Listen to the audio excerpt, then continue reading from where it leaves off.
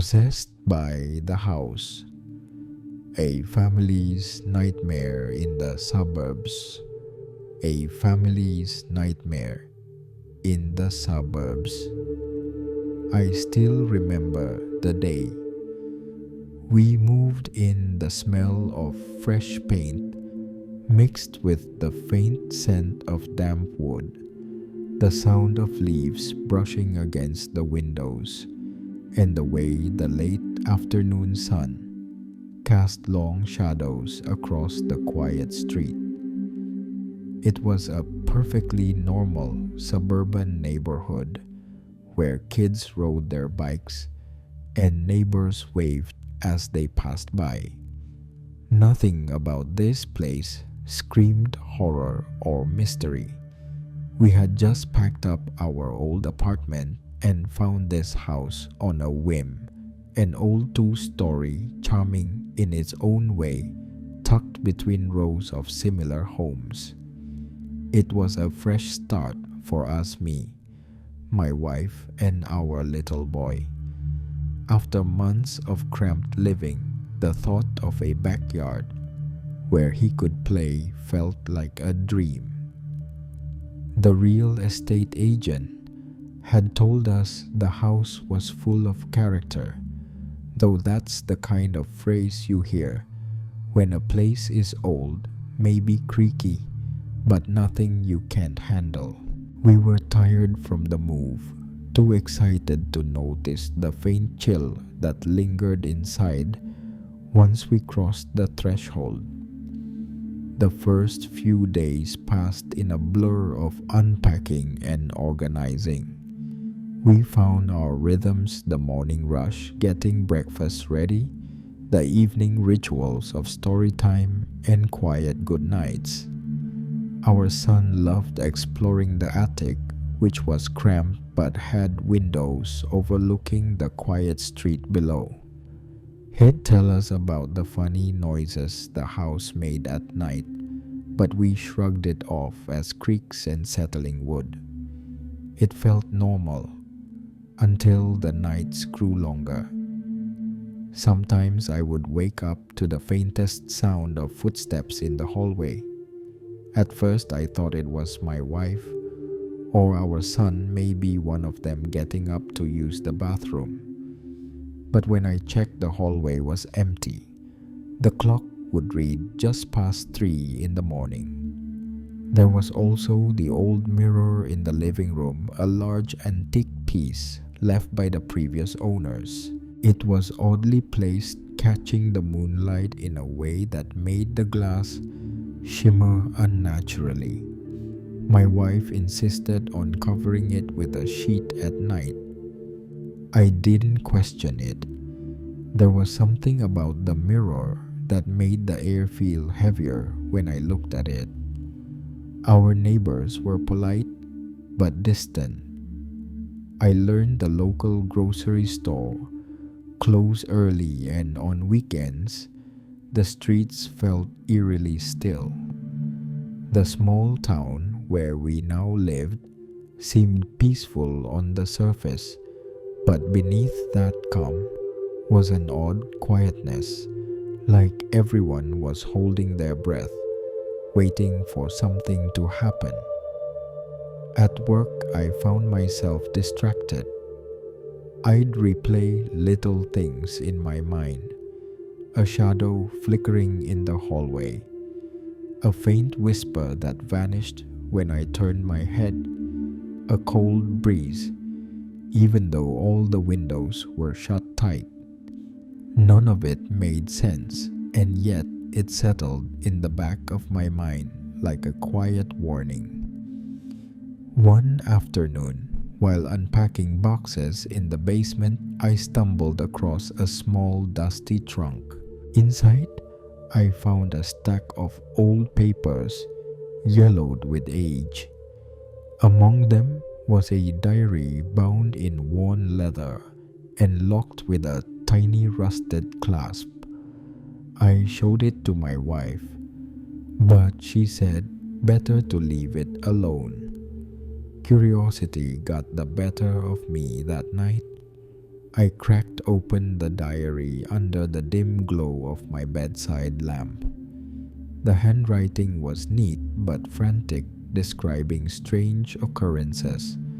Voices in the walls, footsteps at midnight, shadows moving without bodies. The entries grew darker with each page. The last entry stopped abruptly as if the writer had been interrupted. The final line sent a chill down my spine, a name I hadn't expected to see my own. I laughed nervously and closed the book. It's just a story, I told myself. But the unease stayed. We tried to ignore it. After all, families move. Old houses hold secrets.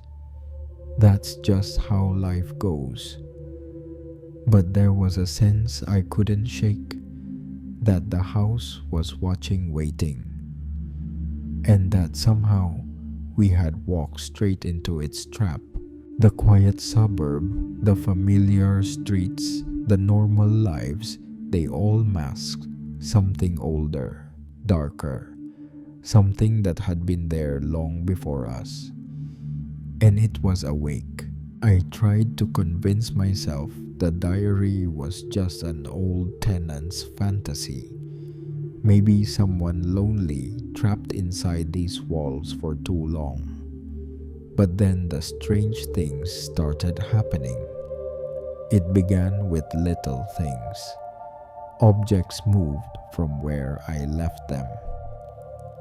A photo frame shifted on the shelf, barely an inch, but enough to catch my eye. I'd chalk it up to forgetfulness or the house settling. But sometimes he'd find the front door unlocked in the morning, even though we always double-checked. The nights were worse. At exactly 3 a.m. every night, he'd hear a knock on the door. Not loud, soft, hesitant. I'd lie there, heart pounding, listening. Sometimes it was one knock. Other nights, 3 like a code.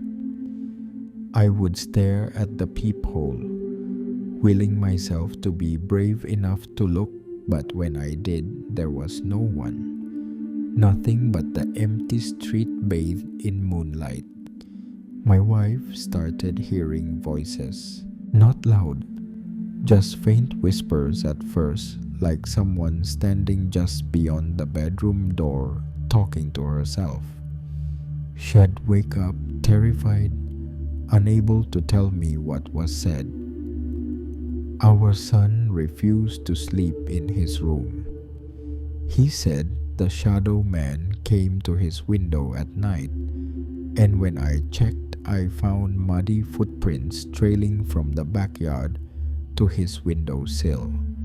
I began keeping a journal to jotting down every odd thing. One night I caught a glimpse of something in the mirror. Not my reflection, but a dark figure standing behind me. I spun around, but again, nothing. The house was playing tricks, or so I thought. But when I found that old diary again, something made me read it deeper.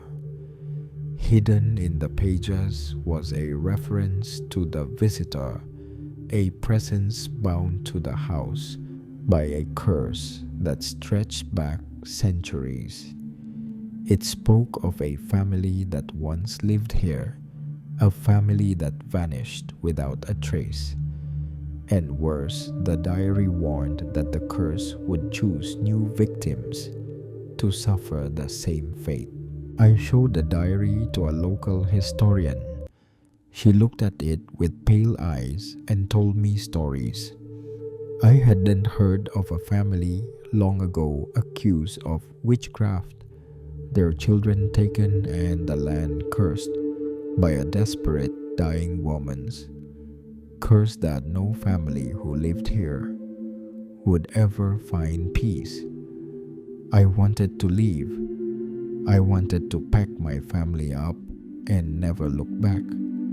But there was something about this house, something that wouldn't let me go. The nights became longer, heavier. One night, the knocking changed. Instead of the soft taps, it turned into frantic banging. I stood at the door, listening to the rhythm, feeling the cold seep through the wood. When I opened it, the porch was empty, but the muddy footprints returned, leading not away, but back inside. I felt eyes on me, unseen but heavy. I'm still not sure what I was more afraid of, the house itself or what it wanted from us. The house wasn't just haunted. It was alive with its own cruel rules, and it made sure we learned them the hard way. It started with small patterns. I noticed the knocking stopped if I didn't answer the door after 3 a.m. But if I dared to look out the peephole at exactly that time, the knocking would begin again, louder, more insistent. The mirror in the living room became a trap. I realized if I looked into it after 2 a.m., I would see things I couldn't unsee, faces pressed close behind the glass, shadows moving just out of reach, whispering secrets I didn't want to hear. My son's behavior changed too.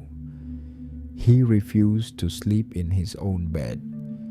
Every night he insisted on the top bunk, and every morning I would find his bottom bunk wet with tears, as if someone invisible had cried there all night. When I asked him why, he whispered, "The one on the bottom is sad because she's lonely." But we lived alone. I scoured local archives, desperate for answers. I uncovered a chilling truth.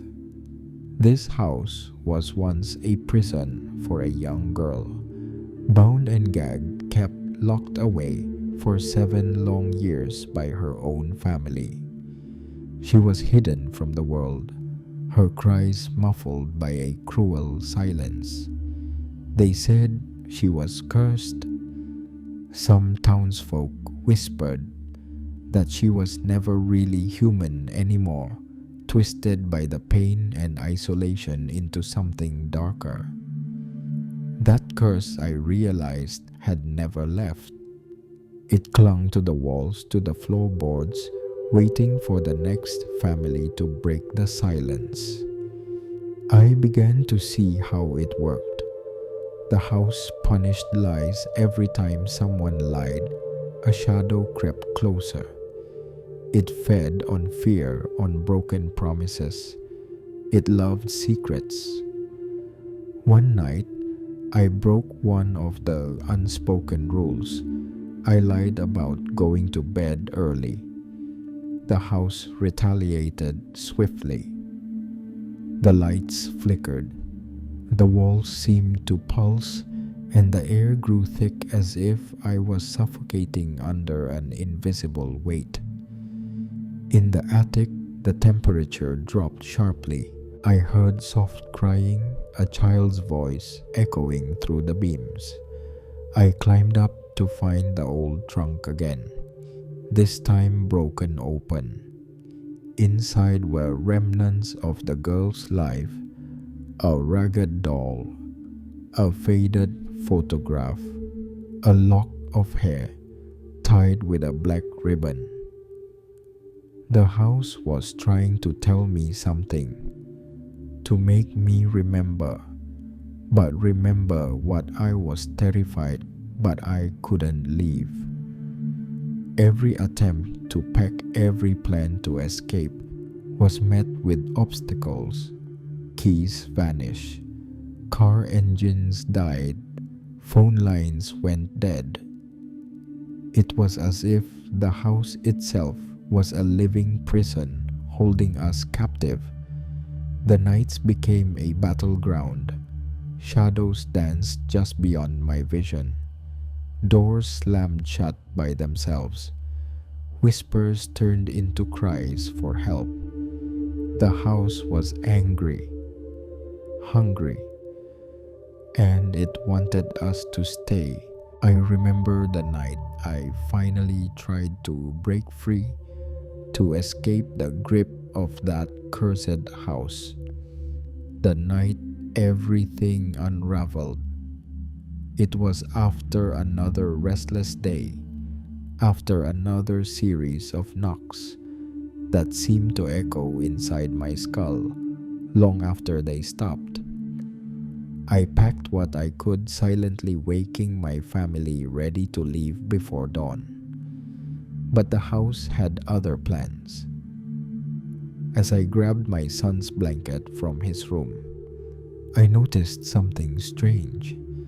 The old ragged doll from the attic was sitting on his bed, not where I'd left it, but perched upright facing the door. I reached out to move it, but before I could, the doll twitched. Slowly, like a living thing. My heart slammed in my chest. I turned my head to look back at it and understood why the doll was always there. In the morning, no matter where I put it, the night before, it was crawling. I don't mean crawling like a toy, falling over. It was crawling like it wanted to follow me out of that room, following us all. Panicked, I grabbed my family and made for the front door. But as I turned the knob, the air grew icy, and a terrible pressure bore down on me. I heard a voice, faint but clear, whispered from the shadows, "Don't sleep when I am awake." I froze. I turned on my flashlight and aimed it at the ceiling. Scratched deep into the plaster were words freshly carved as if by fingernails that had just finished their work. I realized then the cruelest truth: the curse wasn't just a story. It was alive, watching, waiting. In that moment, I understood that the house didn't want us to leave. It wanted us to join the endless procession of those trapped inside, caught in a nightmare with no dawn. I tried to fight, tried to run, but the house's hold was too strong. That was the last night I ever felt safe. I'm not sure if anyone else will ever move into that house, and I'm not sure if anyone will ever break its curse. But if you ever find yourself in a quiet suburb, staring at an old house with dark windows, and you hear a knock at 3 a.m. with no one outside, don't answer. Because some houses aren't just homes, they're prisons, and some nightmares never end.